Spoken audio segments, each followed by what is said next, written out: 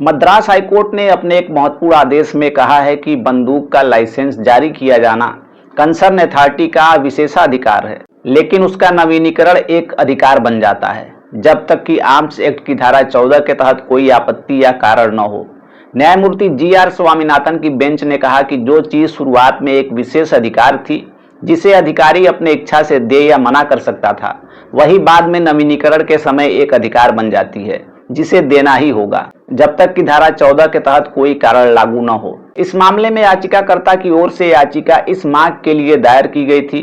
कि याचिकाकर्ता के बंदूक लाइसेंस का 5 साल के लिए नवीनीकरण किया जाए, जो इसे 2021 में मिला था और पूर्व में एक बार नवीनीकृत भी किया गया था, लेकिन दूसरी बार नवीनीकरण करने से मना कर दिया गया। जिला कलेक्टर ने बंदूक लाइसेंस का नवीनीकरण इस आधार पर रिजेक्ट कर दिया क्योंकि याचिकाकर्ता पर आपराधिक केस दर्ज था। कोर्ट ने कहा कि जब कोई आवेदक अधिनियम की धारा 13 के तहत लाइसेंस मांगता है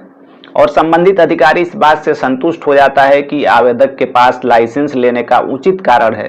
तो उसे लाइसेंस दिया जाना चाहिए। कोर्ट ने यह भी कहा कि लाइसेंस के नवीनीकरण का आवेदन नए लाइसेंस के आवेदन से बेहतर और मजबूत स्थिति में होता है। धारा 13 से 15 को ध्यान से पढ़ने पर यह स्पष्ट होता है कि जहां नए लाइसेंस के लिए आवेदन करने वाले व्यक्ति पर यह भार होता है कि वह यह साबित करे कि उसे लाइसेंस क्यों चाहिए,